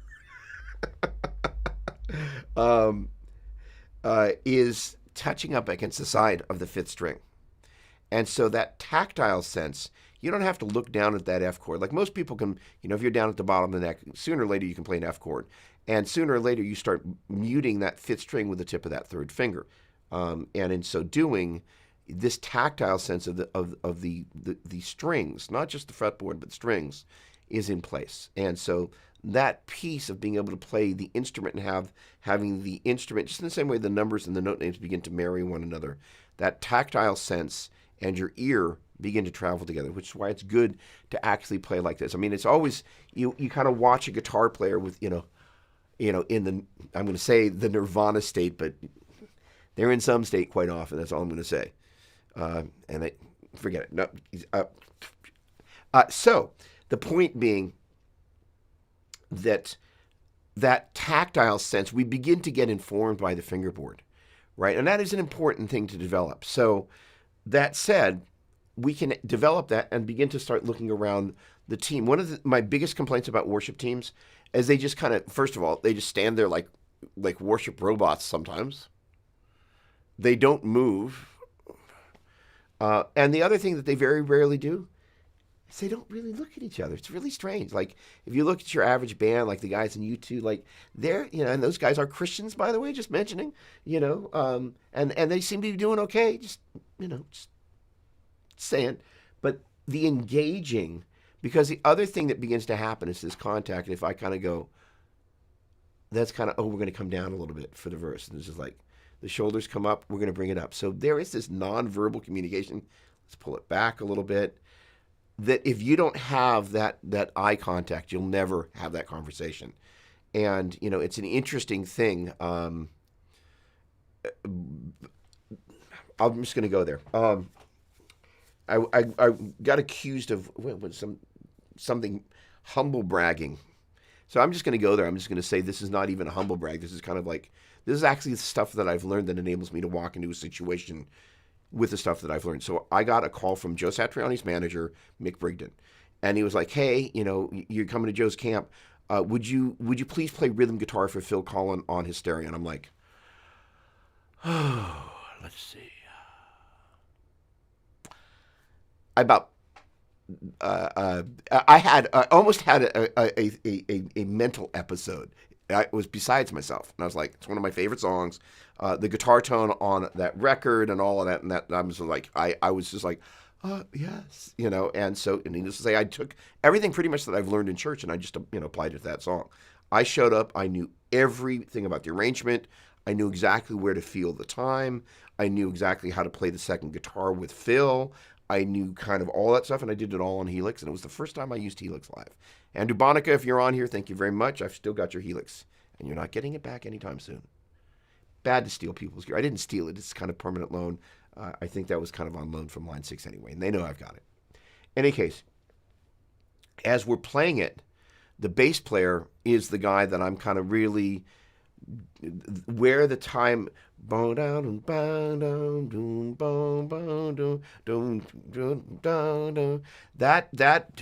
it's got this I don't know why I'm doing the hands, but it's got this little bit of a lilt to it. It's not it's not a German drinking beer in the beer garden. It's and nothing wrong with Germans drinking beer in a beer garden, but that is not the vibe that is making that part sit the way it does. And the bass player and I, we were just kind of like, and literally when we were just kind of, we had this nonverbal, and we never talked about it, but we just kind of, the shoulders went back, and it was just kind of like, we're going to feel the time here. And this literally is a measurement of not here, but here. And it was just a thing, because you got to relax enough to play that stuff. And, so, and that type of a life lesson was great, And the thing is that just like a worship leader, Phil is the person. By the way, he can sing like a bird, plays great. But our job is to make him look great, not to draw attention to any of what I'm doing. In fact, you're not supposed to notice what I'm doing. But that part is the song. And so it was really neat to be able to do that. And one of my biggest rewards is when we played that for the camp. Over here is the little backstage area. And I got to tell you, one of the things I've learned, first of all, streaming has helped a lot because I've had enough disasters online that it'll give you a thick skin. But literally, like, I don't know, 6 feet away is my teacher, Joe Satriani. On my side of the stage, Joe here, okay, for those of you who know a JC120, how many of you know that a JC120 has a noise gate in it? Because I played like a JC120 for about, 10, 15 years. And when Joe said, well, the noise gate in the JC120 just drove me nuts. I just had to take it back. And I was like, right. Got off the phone. That was back when you actually hung up a phone like that. And I went over to the amp. I was like, how have I never heard that? It's unreal. I was like, oh, holy cow. So he hears everything. And what was great is afterwards he was like, that sounded just like the record. And just like the smile on his face and the way he said it. And he kind of shook his head. I was like, yes. But needless to say, as I'm playing it, I'm like, Joe Satriani's like 6 feet away. And I'm trying to relax. And I'm trying to like, just turn it off in your head. Just turn the volume off. Just play the part. You got to do the thing. The point being is there's lots of distractions. Sorry, I don't know how I ended up there. Yeah, I do. The nonverbal communication. If you don't have that eye contact, you're never going to have that nonverbal communication. That's why worship teams sound unrehearsed. You can be unrehearsed. Like we got together and we ran that song like 2 or 3 times, and then we played it. I was prepared, and the same sort of stuff I do for church is what I do when I have the opportunity to play with somebody like that. I don't want to be the one in the room that doesn't know the arrangement. And if you, honestly, in the same way that's analogous to practicing with the metronome, because that's the time that stuff is played. Music is played with a tempo, so if you're practicing your scales and your chords, that's how you learn to take all of that stuff and move it around in the time, because you've played it against time. So the point being is in the same way the things that I've learned to do in being overly prepared for church so I can be perfectly prepared, because somebody's coming through that door on a Sunday and there's stuff going on with them. I can either be a distraction, or I can actively be part of the role of the Holy Spirit ministering to them in a very powerful way. And I will briefly just say as a team member, when I am actually prepared spiritually and emotionally, I am an active part of not what happens on the platform, but what happens in the congregation, which is really, honestly, that's the real deal. Just in the same way in a mainstream sort of a setting, our job isn't about what's going on here. Our job is to rock those people. Just like, oh, it was the best show. And they were so loud. Yes. Whatever it is, the whole deal. That's the thing. That's where the event is, not up here. And so with that in mind, being aware of, like, if I'm down on my pedal board, I'm not aware of what's going on out there. If I'm not making that nonverbal, the eye contact that supports the nonverbal communication, I'm not able to do that. The other part of it is if I'm rostered on bass, I'm standing far enough behind the kick drum that I can see that most of the time the drummer has not even bothered to learn the kick drum part, which basically means that, since most of the time there isn't a drummer around on Wednesday night rehearsal, I have basically, about, 20 minutes on a Sunday morning to kind of go, oh, time to learn the new kick drum part and fold that into the part that I was already playing. But, that's being a better team member, because rather than going, well, I'm playing the part that was on the recording and you're not. And you can, here's the deal. It's like, all right, let's see. This is me just kind of going, this is awesome. This is me just going, you suck. You can't necessarily see it in my face, but if you're standing on the platform next to me, you can feel it in my vibe. Same look, totally different vibe, because you're like, and you never know. I mean, drummers, like, you've seen Spinal Tap, they kind of like, they blow up and stuff. Like, it's a big deal being a drummer. Like, they, it's like, imagine, just like, you're gone. That doesn't happen to guitar players and bass players. So, also, these are guys that hit things with sticks. They're working some stuff out, and it's all good. So am I. But, like, they bang on things with sticks. There's something visceral going on in their world that made them choose that instrument. That's what I love about drummers, actually, because I'm that person, but with a loud amplifier, given the opportunity. The point being is that my ability to understand where the drummer is or isn't with the material means that I have to shift, I have to move, I have to, that same thing I was talking about. Where's the snare drum? Where's the time? If they're floating around in the time and I've got a click going, I then literally take, here's the click, there's their floaty time, and I'm halfway in between. And that means that I understand the arrangement, I understand the songs, I understand the notes, I understand what's going on with the vocals, and I'm the person that's basically taking this nightmare. It's kind of like, you ever seen somebody drunk just before they hurl? I'm sorry I said it. You can just kind of see that. Well, that's what's like when a drummer doesn't have their time together and either totally unaware or they just haven't had somebody sit with them and help them through it.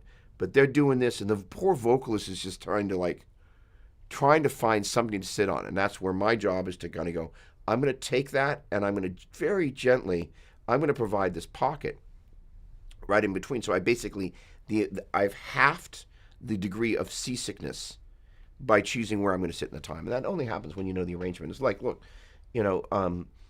just because you may not have done that, and just because I have, does not make me special. It just means that I've been around people that taught me that. I was like, oh, okay. And that, just so, like, I either chose to learn it or not to. And I just embrace the things that can make me better because I want to get better. And, I'm far from having arrived, which is one of the reasons I work so hard at it. All right. That is kind of the part of being the better team member. And again, that is not just a musical thing. Being a better leader servant, holy cow, that is one of my favorite things. First of all, let me just poke in on the chat here and see if anything happened. Oh, I love it when the wife shows up and I'm on that one. Okay, hang on a second. Let me just very quickly just tread through the chat. Oh my word, Gordon Ponak. Hello, my friend. Okay, hang on. Wait. Brett, that is the funniest thing anybody said all day. I can count to 7, just not at the same time as playing guitar. I either can counterplay, maybe that's my issue.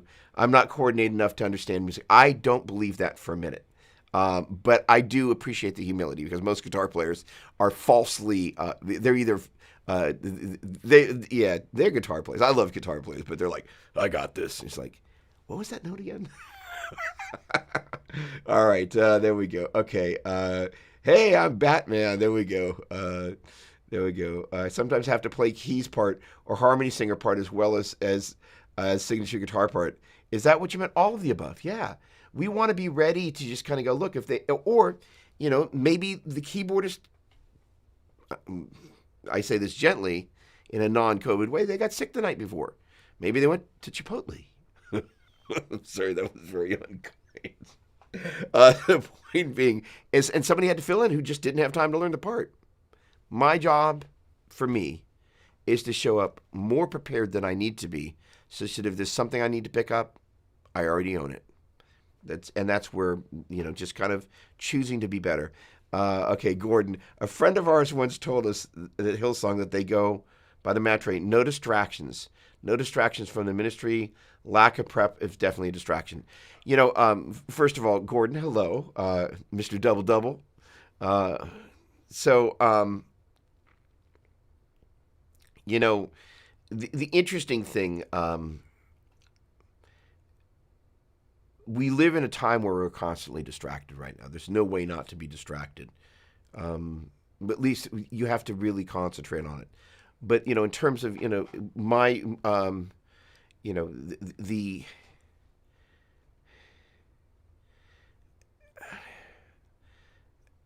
I think there's truth to the no distraction part, but I think there's also there's also a certain amount when you're dealing with creatives. There's always going to be distraction. Creatives are kind of famous, and honestly, the idea that you try and force creatives to walk the line too much, you take the very thing that makes them great out of it. So you got to leave enough of a room such that if they get a little distracted, they don't go too far off track. But you also want to make sure people, know it's just like, as I've been talking about, my self thing is I'm trying to be totally present. So the idea is if I'm leaving myself up to the distraction and not knowing the material, then I'm susceptible to getting lost in something, right? I don't want to do that. That's the other thing about knowing the part well enough that I can look across and I'm like, I'm not like, where am I? That's the other thing about knowing that material on a passive listening level is you're actually, as the song's being played, even though it's by your team, that same passive listening, this is huge. I've never actually said this before. This will be really good for at least one somebody, even if that person's me. That thing that happens when we're doing passive listening is the exact same process that happens when we're on the platform, where instead of going, oh, what's the next chord? We are passively listening to the arrangement as we're actively playing the instrument and actively interacting with the other musicians. But that skill of passively knowing the song is now being employed in a live worship setting. That's huge. That's ginormous. I've never said that, and I've never had that revelation. Thank you, Lord. I don't know why I licked the finger, but it's kind of like the breeze of the Holy Spirit moving through the room. I don't normally do that. Okay. Always keep a baritone guitar handy. I love that. I've played 7-string in church. That's so funny. Especially the guitarist that loves tuning down a half staff. That's so they can play a B flat. Hello, Dave. How are you? Love P. Collins. I take it we're talking about Phil Collins. Sean, interesting. I'm playing Lion and Lamb this Sunday, and we're playing it in the key of E. I have to move it up a fourth from the original recording. Thanks for the lesson advice. With great pleasure. Great pleasure. If it can't be used, it's kind of like it can't be used. On the latest YouTube Hysteria, they split the guitars left and right. Makes makes hearing each of them so much easier. Yeah, no, it's just it's honestly, if there was a band, the great thing about the Def Leppard guys is like they've kind of had some rocky roads, but they're all clean and sober. That's a good like if as a Christian, the fantasy, just saying of going out on the road with this band or that band. The idea is like, well, if there was a band, Def Leppard's definitely one of them, and they just, the fidelity and the musicality and the music's got it's got a nice vibe to it. It always has. Photograph's just a great track. And Phil Collins, like he was, like when I was in high school, Phil Collins was rocking Photograph. I mean, like on an Ibanez, no less. So, little wax on, wax off. So all right, the JC 120. There we go. That's awesome. Yes, Robbie. Daniel Myers, you're describing my philosophy well.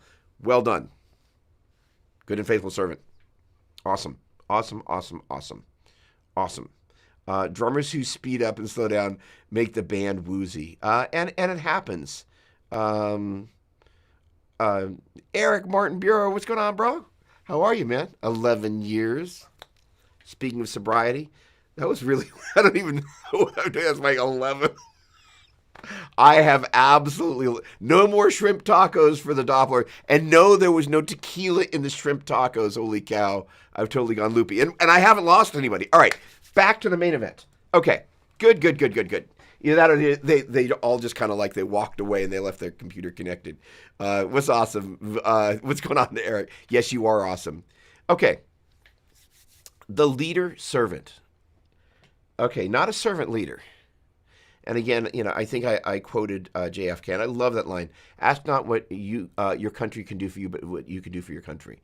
We live in an era where it's really easy to just drive up to Best Buy and unroll the window, and somebody comes out and delivers you your capture card. I couldn't resist. Amazon shows up with my capture card. Couldn't resist. And the point being, we are being waited on at a level that has never occurred in before. Most of the time, we're thinking about who can wait on me as opposed to who can I help. And the leader servant is somebody who's kind of going, wow. Instead of being upset that my worship leader / worship pastor uploaded the YouTube video again in the wrong key and didn't actually provide a chart with a transcription, and I've got to try and kind of, how am I going to actually practice this thing in a key that and it's just, there's a bunch that you could choose to just whine about, as opposed to just going, and I'm not talking about going, hey, worship leader, you really are bad at this. Can I do that for you? Because you're bad at that, and I'm really good at it, and I want to show you how smart I am and how dumb you are, versus like, I'm busy, but I have a feeling, in addition to leading the team and choosing the songs and, maybe being on the executive team and, trying to manage maybe the social media, and, you've got like, 4 kids and, you've got to try and keep your voice in shape and your body in shape, and you got maybe an elderly relative, and blah blah blah blah blah blah blah. Which is most of the time the conversation that doesn't go through our minds about our leaders. We're just like, they're not doing a good job. I could have led that better. I don't like the songs. You need to tell the sound man to turn my guitar up. I don't want to rehearse and not be heard in front of house. I've thought that. They're like, come on, let's be honest. I mean, if we're really about the atmosphere and just kind of moving people, do people really actually have to hear my guitar for me to change the atmosphere? The answer is no. But I can tell you, my having a bad attitude will change the atmosphere as well. So the idea is, imagine a worship team that was as excited about serving their leaders as they are about their leaders being excited about serving them. It's just generally not the way it happens in church. There is a consumerism in our mentality that is about, like, I want to be served. I don't know if you've ever seen the video about, like, something in church. It was like the one little kid, I want a pony. Well, I want tickets to the Super Bowl. So it's basically, all these people with just this terrible entitlement mentality. This little brat kid, I want a pony. Just like, ugh. But the point being is I think all of us, to some extent, if we're really, really, really brutally honest. Hello, Paul. Great to see you. We do have expectations. And this is the thing about leading people. Leading people is as much about managing expectations as it is, honestly, managing expectations is leadership. It's one of the things that makes a leader great, is they know how to manage the expectations of the people that they're leading / serving, because that, again, is where the servant leader comes in. The leader servant is somebody that is actually on the team kind of going, what can I do to actually do a better job of serving my leaders, such that, I'm not only prepared, I'm not only carrying my part here on the platform and in the congregation, but I'm also kind of going, what can I do to lighten your load? And it's just not what happens a lot, right? All right, rant over. It's not even a rant. It's really just kind of like, I think we just get so busy, we don't even think about it. And like, honestly, I think that's almost worse. And it gets to this next point about being a better steward. I think we spend enough time in the guitar bubble that we're like, oh, here's my pedal board. oh, I'm going to step on my clone. It's just like we have our own little idol worship down with these little, it's kind of like that scene in Gladiator. Where he's got his little bag of like little idols, and we've got our little idols down in front of us. Oh, I'm bowing down to the idol of Klon and to the idol of Strymon, and it's just saying. And there's nothing wrong with loving your gear. It's not the love of money. It's not the love of gear. The point being is that we get absorbed in our experience, and part of it is we really want to be immersed in that. So there's truth to, like, I really want to be paying attention to all of this. I want to be thinking about how I can do that. Like if you watch Steve Vai, he's very in the gear, but if you also watch the way he is paying attention to everything, because that's what makes great musicians great. Not everybody's a great musician, but everybody can be great at becoming a great musician. That's just a matter of listening, learning, and being better every week, better by Sunday and beyond. That being a steward means that you're kind of going, was I prepared in my practice time? Did I show up at midweek rehearsal prepared to support the team? Because you know what it's like. You show up in somebody's living room. You really know who's ready and who's not on Wednesday night. And for the poor worship leader that has, like 4 kids and blah, blah, blah, blah, blah, blah, blah, they're busy. And when people show up just not ready on Wednesday night, it wastes their time. That's not being a good steward. We want people to feel valued. And I realize we get busy, but like the number of lame Wednesday nights because people just showed up. And here's the thing. I understand that people are busy, but honestly, if we're really, really honest, the majority of those Wednesday nights were that just people couldn't be bothered to do the work for Wednesday. It's like, oh, I'll have it by Sunday. And they're still kind of so by Sunday. If you don't have it together by Wednesday, Sunday, you'll be better by Sunday, but here's the deal. It's like, I want to be rocking on Wednesday nights, such that by the time Sunday comes around, crushing it. Because I want to be focusing on you the first day you walked into church. I want to be focusing in on your family members the first time they walk into church. I want them to see what's on my life. I want them to see that I care. I want them to just, my favorite comment that I ever got, my wife kept it. We used to be at a big church, and somehow she found this comment box. I love the way the guitar player with the long hair worships with his guitar. I'm like, that's it. They totally saw it. It's not like he's posed, and it was a big church, fancy lights, big screens, $100,000 console. Literally, like, we had roadies. I was pampered. And my buddy Chris Pedro was the sound tech. I think he was on here earlier. And just an absolutely lovely guy. And he took amazing care of me. But he also understood how much I cared. Somebody just popped at me. Who popped at me? Who dat? Hold on a second. Eric E., what's going on, my man? How are you? Great to see you. Thank you very much. Really, really, really appreciate it. So, and Eric, he knows the church that I was talking about. It was Cornerstone. It's a big Bay Area church, great church. And I loved the fact that the people on the other side of the soundboard understood how hard I worked to bring the best that I could, and they just did such an amazing job of serving me in the process, such that they wanted to make it easier for me to do what God brought me there to do. Each one of us has a role, a responsibility. We can either step into it and be prepared for it. And that doesn't mean being musically great. Hear me, people. The atmosphere of what happens when the platform ends and the congregation begins, that is where what we're doing. We're shaping atmospheres. We're using maybe some pedals and some guitars. But when we're not prepared to handle literally just 6 strings, how can we possibly shift atmospheres that change people's lives out there? in the way that we're meant to, right? I mean, really, like God called us, right? He's like, hey, I want you. Didn't say, hey, go practice some scales and then come back, maybe we'll put you on the team. He was like, I need you now. I need you Sunday. This person needs you Sunday. You know, like and it's easy to get distracted.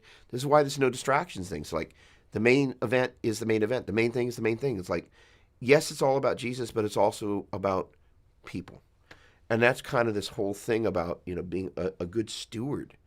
We're stewarding all these things. It's to whom much is given, much is required. Right? That whole responsibility of like God provides. It was funny. I'm not going to quote his name because it's a very famous rapper, really famous, and kind of I always figured he was kind of a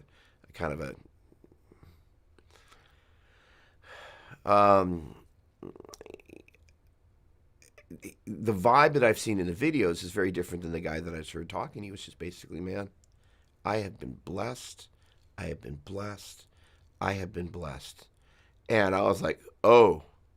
And he said, my whole life, my path, the path that was laid before him, I'm like, oh, you're schooling the Doppler here. He had me across his knee. He was like, and you had judged me by the music that, the vibe of that can come off as some rap music, if I'm honest. But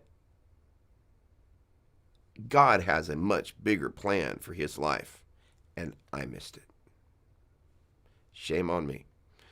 And I heard him talk, and I'm like, I was just blown over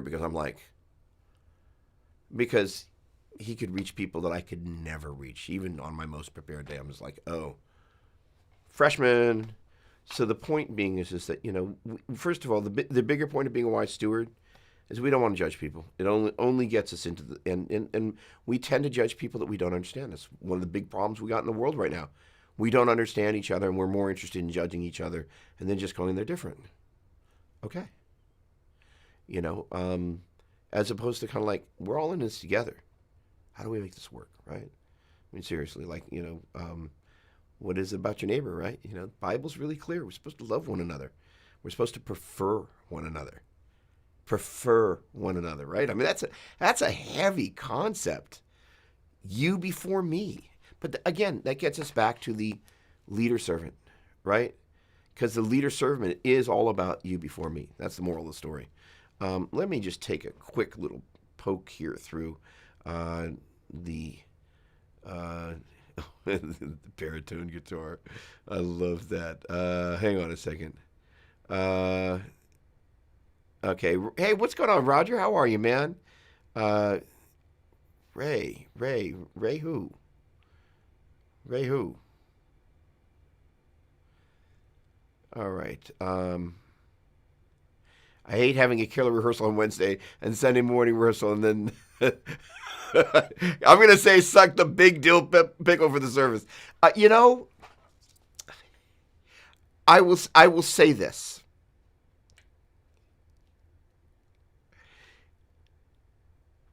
There is truth to having that happen, right? And it's really disappointing. But the best part of it is that sometimes when we're not at our best, it enables God to be God, right? It's when, and it's when somebody in the congregation is like, I was going through this and what happened that Sunday really ministered to me.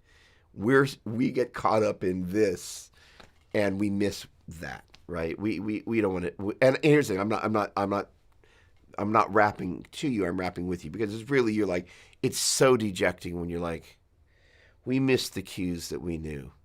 And here's the thing is there is distraction, and honestly, there's spiritual distraction. The enemy would love for us to not be unified in worship, to take the congregation someplace that they can't go on their own.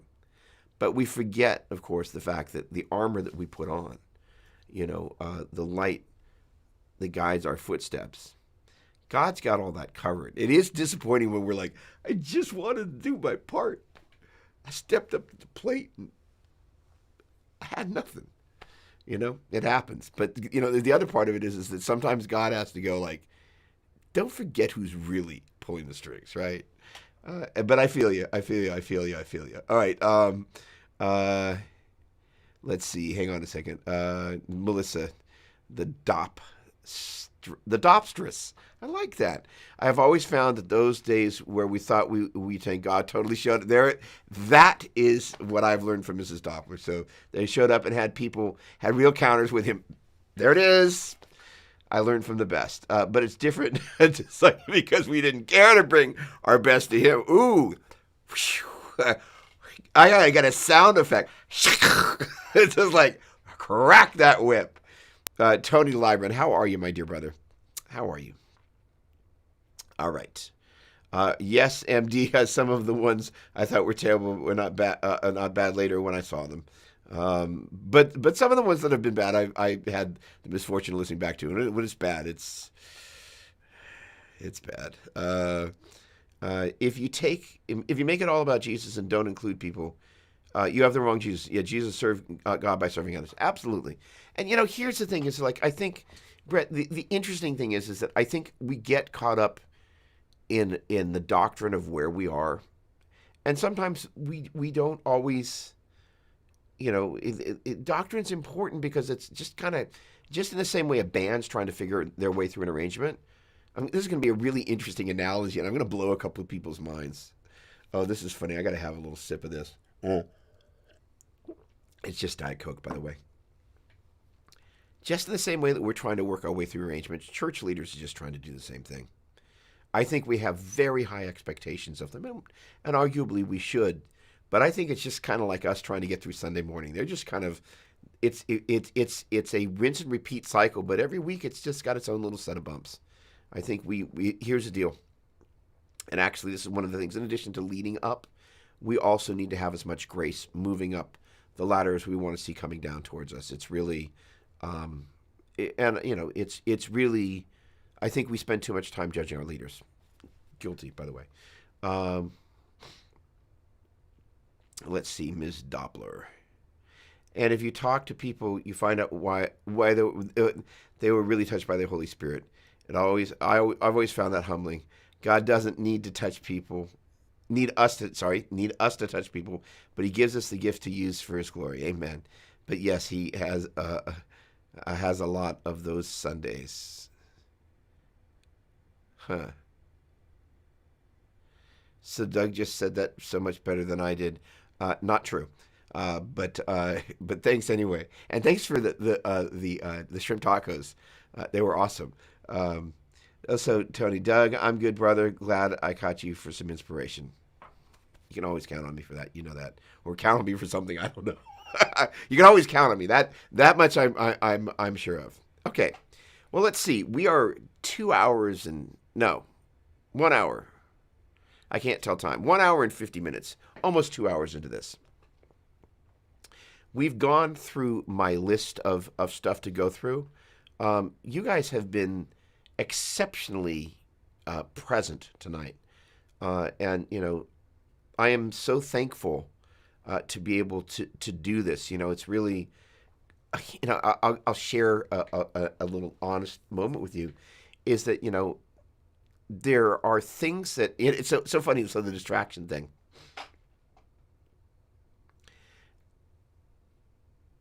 There's going to come a time sooner than later where these shows are going to become much more planned. We've got some feelers out for some folks that we're going to have coming back on, as guests.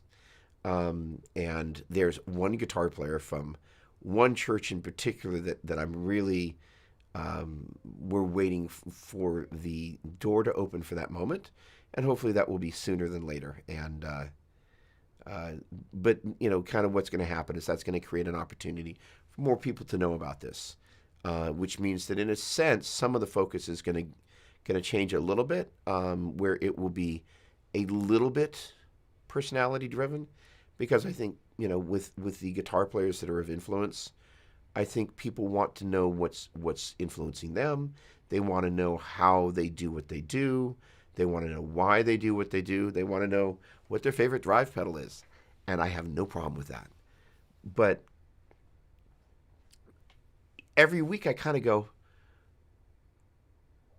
all right, God, what are we doing this week? And it's usually not until Tuesday late morning, early afternoon that I get the download, and it's a funny thing because I'm really being honest about it, and I kind of like the idea that I'm not just planning it out. Like it's kind of the anti-streaming approach. Like if you want to build a channel or following, quote unquote, you have a strategy and you map it out and you look at the metrics.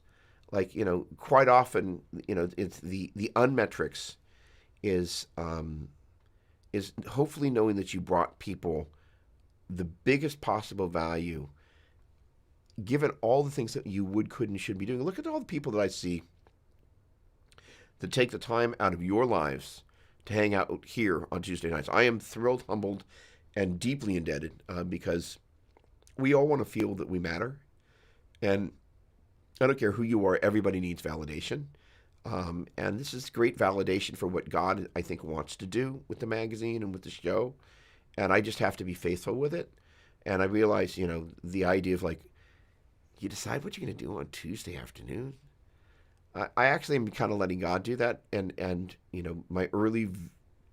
my vision, my ministry was like, it's going to do this and do this and this. And I'm just kind of letting it happen in God's timing. But when you see that guitar player appear, and you'll know who it is when it happens, and it'll happen hopefully sooner than later. We'll begin to kind of help get some of the people that are musically inspiring you in the house of worship, because that's an important part of the process, and it's going to be a real privilege to bring them in, and then we'll just find that balance. In any case, all that to say, this is a real privilege. I love being able to do this. It is incredibly fulfilling, and it's a great contrast to kind of what I do on Wednesday nights. And I will gently segue to two things. First of all, if you haven't had a chance to check out the current issue of Worship Musician, may I please encourage you to do so. You can just go to worshipmusician.com, and that'll get you there. The other thing is that tomorrow night I have a show I'm really excited about. It's basically the founders of Ecamm Live, and that's kind of my go-to streaming software. That's kind of what I run all this crazy stuff into. And they're going to be on, and we're going to be talking about streaming and streaming for musicians. Something just came through. Oh, Brad, with great pleasure. Thank you, really. And we're going to talk about streaming and kind of the recording and video and kind of, just how you do it. Because I think most guitar players want to express themselves via video, whether it's something they post on YouTube, whether it's something they stream to YouTube and or Facebook or Instagram. And so that's an important part of the journey. And like I said, the beginning, I've said many times, not everybody who plays at church just plays at church. So I'm excited about that because, this is not a streaming show, this one. I mean, it's a streaming show, but it's not a streaming show on Doppler's Gear Garage. It's going to, thank you, Brad. It's on youtube.com/Doug Doppler and facebook.com/Doppler's Gear Garage and facebook.com/Doug Doppler. In any case, it's going to be a lot of fun, and those guys are super smart. It's Mac-only software, but at the same time, a lot of the things we're going to be talking about, kind of bits and frame rates. And, the funny thing is that if you've ever started programming a Strymon pedal and didn't know anything about MIDI, it was a crash course and just like, oh, MIDI channel, MIDI CC, expression pedal, like all this stuff. But the neat thing is as worshipers and musicians and content creators, and as church is doing a bit of streaming these days, kind of being able to be part of again that volunteer fabric that makes churches awesome, And so I'm excited to invite you guys. And if you have any of your tech friends that might be interested in checking this out, because I'm all about the marriage of video and audio. I want the audio to sound great. I've got a few thoughts about shotgun microphones versus stuff like USB. I made a little promo video this afternoon. Do you really need to go out and buy the Elgato HD 60S Plus, or can you get away with the, where is it? Here it is, $13 capture device that I got on Amazon. It's basically these are flooded on Amazon. It's we live in a crazy time, but I think most guitar players are kind of going, hey, I just want to put my music up on the internet, regardless of where that is and how that is. And so we're going to be talking a lot about that, as well as Zoom, because Zoom is an important part of this thing, and I'm really excited about that. But it's all part of the same journey, and it's just a privilege to not have to do it alone. So I just want to thank you. My heart goes out to any of you, your families that are kind of having a rough time. The thing I will say in closing is this: is that it's really hard sometimes when we're in our valley moments to realize that without the valleys there aren't any peaks. We don't have an understanding of why God puts us in valley seasons in the same way that He does, or why He lets us be in a valley season. But much of the time, my take on it has been is that there was something in my character that He was much more interested in refining out, that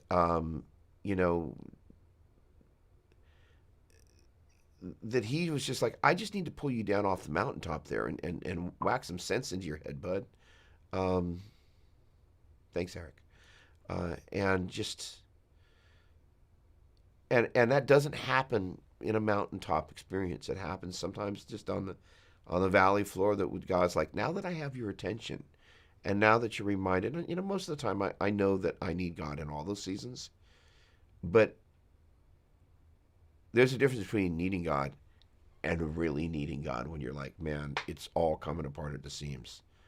And I think that's part of the human experience. That's part of why church matters, because we can be there for each other. And I consider this not a church, but I consider this, I don't know, guitar ministry, because we minister to each other, we minister with one another.